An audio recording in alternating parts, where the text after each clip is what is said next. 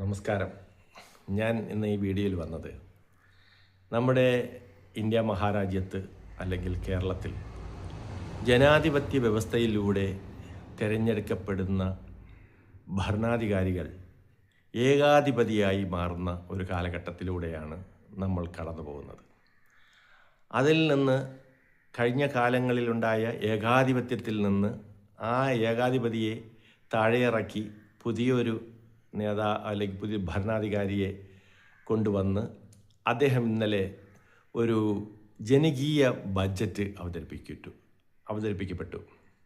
ജനകീയ ബഡ്ജറ്റ് സാധാരണക്കാരനായ ജനങ്ങൾക്ക്, താഴെത്തട്ടിലുള്ള ജനങ്ങൾക്ക് ഒക്കെ ഉപകാരപ്രദമാകുന്ന തരത്തിലുള്ള ഒരു ബഡ്ജറ്റായിരുന്നു അത് ഇന്നലെ അവതരിപ്പിക്കപ്പെട്ടത്. അതിനകത്ത് ഒരു പ്രധാനപ്പെട്ട ഒരു കാര്യം, സലീം കുമാറിന് 1 കോടി രൂപയുടെ പ്രതിമ സ്ഥാപിക്കാൻ ബഡ്ജറ്റിൽ പറഞ്ഞിട്ടുണ്ട്. നമ്മളിവിടെ മനസ്സിലാക്കാനുള്ളത്, കഴിഞ്ഞ കാലഘട്ടങ്ങളിൽ ഒരുപാട് പ്രതിമകൾ ഇന്ത്യ മഹാരാജ്യത്ത് സ്ഥാപിച്ചിട്ടുണ്ട്. ആ പ്രതിമകൾക്കൊക്കെ നമ്മൾ എല്ലാവരും ഒന്നടങ്കം കുറ്റം പറഞ്ഞിട്ടുണ്ട്, അത് തെറ്റാണ് എന്ന് പറഞ്ഞിട്ടുണ്ട്. അതുപോലെ ആ ഒരു പ്രതിമ സ്ഥാപിച്ച പോലെ ഇന്ന് ഒരു പ്രതിമ സലീം കുമാറിന് സ്ഥാപിക്കാൻ വേണ്ടി തീരുമാനിച്ചിരിക്കുന്നു. 1 കോടി രൂപ മുടക്കി ബഡ്ജറ്റിൽ വിലയിരുത്തി.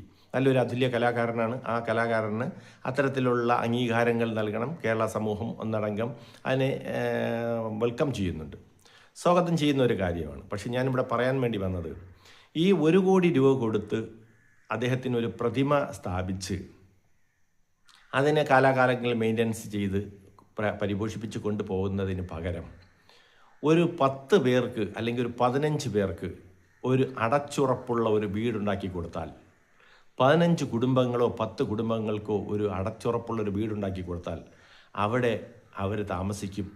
ആ താമസിച്ച് കൊണ്ടിരിക്കുന്ന സമയം വരെ ആ വീട്ടിൽ ആര് താമസിക്കുന്നുവോ ആ വീട്ടിൽ താമസിക്കുന്ന സമയം, രാവിലെയും വൈകുന്നേരത്തും ഉണരുന്ന സമയത്തും ഉറങ്ങാൻ കിടക്കുന്ന സമയത്തും ആ വ്യക്തിയുടെ ആരുടെ നാമധേയത്തിലാണോ ആ വീട് കൊടുത്തത് അവർക്ക് വേണ്ടി പ്രാർത്ഥിക്കുകയും സ്തുതിക്കുകയും ചെയ്യും. അത് ലോകാവസാനം വരെ അത് ആ സലീം കുമാറിൻ്റെ ആത്മാവിന് നിത്യശാന്തി കിട്ടും എന്നതാണ് എനിക്ക് പറയാനുള്ളത്. ഇപ്പോൾ സലീം കുമാർ ചാരിറ്റബിൾ അല്ലെങ്കിൽ സലീം കുമാർ മെമ്മോറിയൽ ഹൗസ് എന്ന് പറഞ്ഞു കൊടുത്തു കഴിഞ്ഞാൽ എല്ലാവരും, ആ വീട്ടിൽ വരുന്നവരും പോകുന്നവരും എല്ലാവരും താമസിക്കുന്നവരെല്ലാം ആ സലീം കുമാറിനെ ഓർക്കും. സലീം കുമാറിന് വേണ്ടി പ്രാർത്ഥിക്കാത്ത ദിവസങ്ങളുണ്ടാവില്ല. അടച്ചുറപ്പുള്ള ഒരു വീടുണ്ടാക്കി കൊടുത്താൽ അതിനപ്പുറം പുണ്യകർമ്മം വേറെ ഒന്നുമില്ല എന്നുള്ളതാണ് എനിക്ക് പറയാനുള്ളത്. ഈ സമൂഹത്തിൽ അതിദാരിദ്ര്യം മുക്ത കേരളമെന്ന്